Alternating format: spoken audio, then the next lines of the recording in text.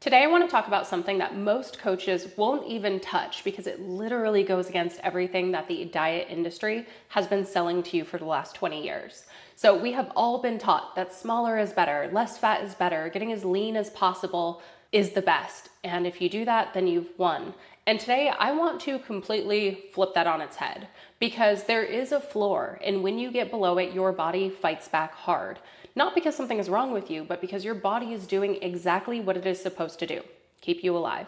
So today we're going to talk about body fat, what it actually is, why you need it, what happens when you don't have enough of it, and what a realistic, healthy goal actually looks like for women. So first and foremost, I want to start off by saying that body fat is not the enemy that people make it out to be. And I want to start here because I need you to actually believe this before anything else I'm going to say is going to land and actually sink in. But body fat is a living tissue. It has jobs in our body, and they are very important ones. So for one, body fat produces your hormones. It protects your organs. It keeps you warm. It absorbs the vitamins you need to function. Your vitamin D, your vitamin A, all of it requires fat to get into your body properly. It regulates your immune system, and it is directly tied to whether or not your reproductive system stays on track and online and functioning properly.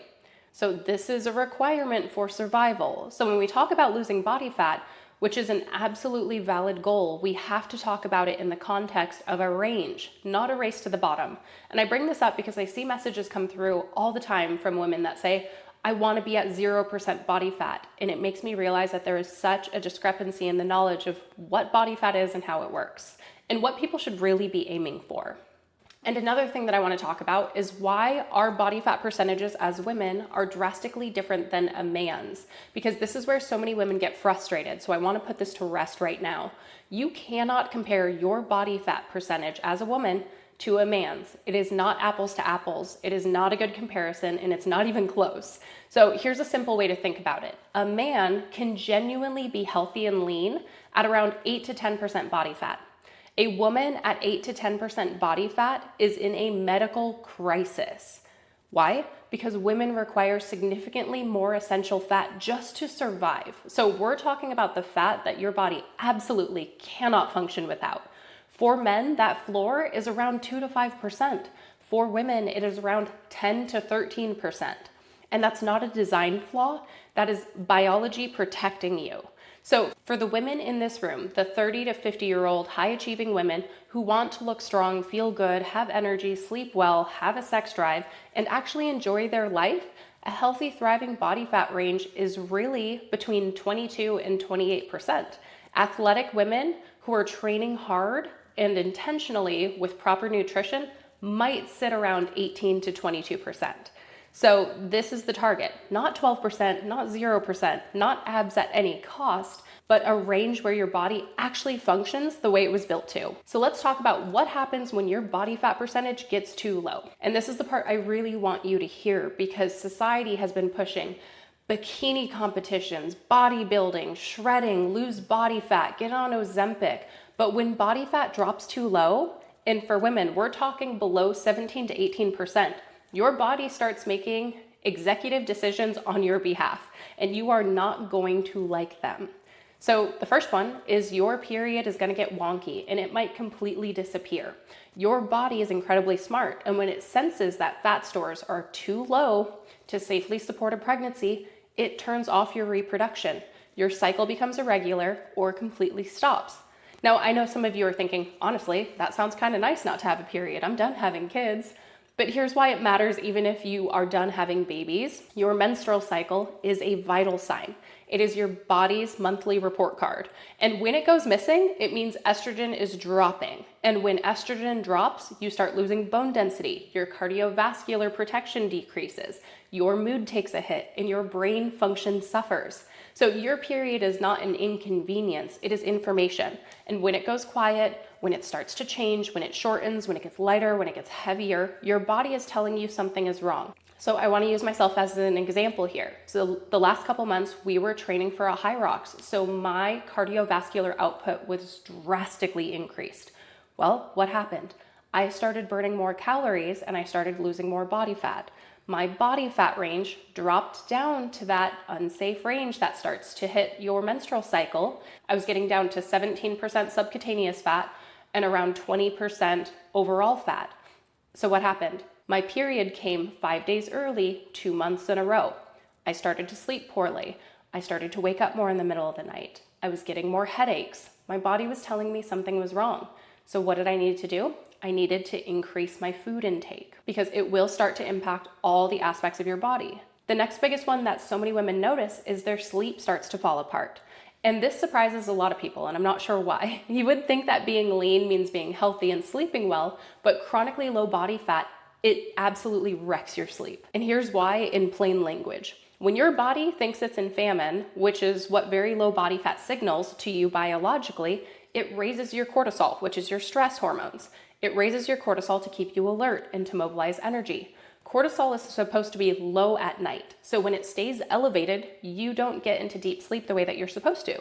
You fall asleep okay, and then you're wide awake at 2 to 3 a.m. staring at the ceiling. On top of that, estrogen and progesterone, both of which drop when your body fat is too low, are directly connected to how calm and restful your sleep is.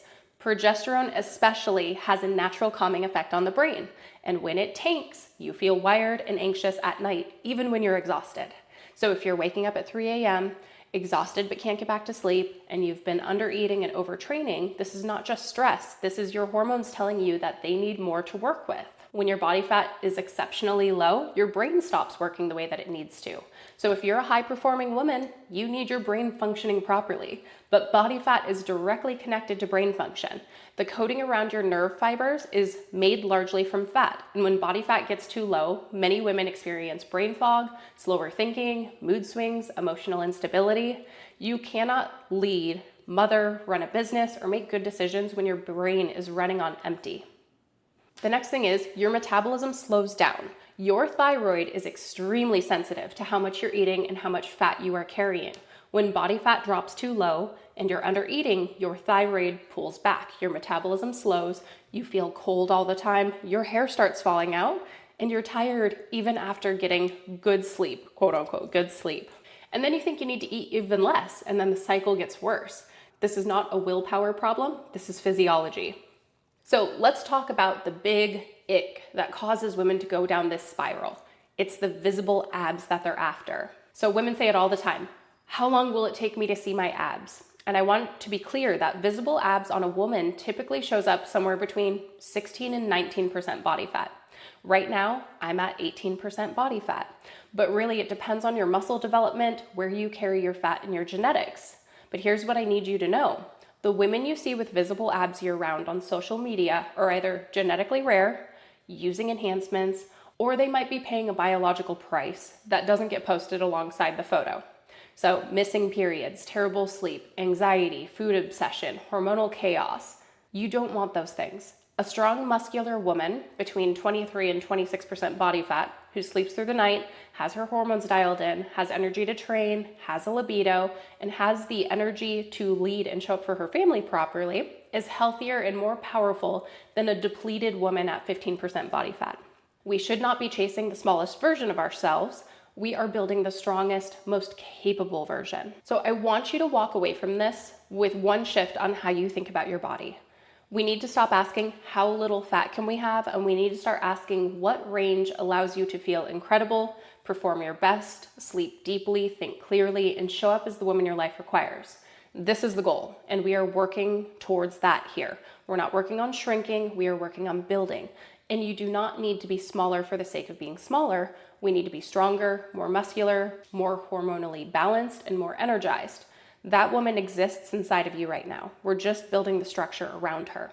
So just remember, at a high level, for most women who are active in strength training between 30 and 50, aiming for 22 to 26% body fat is where most women feel and look their best while keeping hormones, sleep, and energy stable. That is a range, not a rigid number. It just depends on the person and how they hold their body fat. So until next time, keep leaning into your non-negotiable habits. Keep showing up. Keep aiming to get stronger every day. The more muscle mass you build, the more body fat will naturally come off, and the more sustainable that fat loss will be. So thanks for being here. If you need any help or support, reach out to me on Instagram. You guys got this.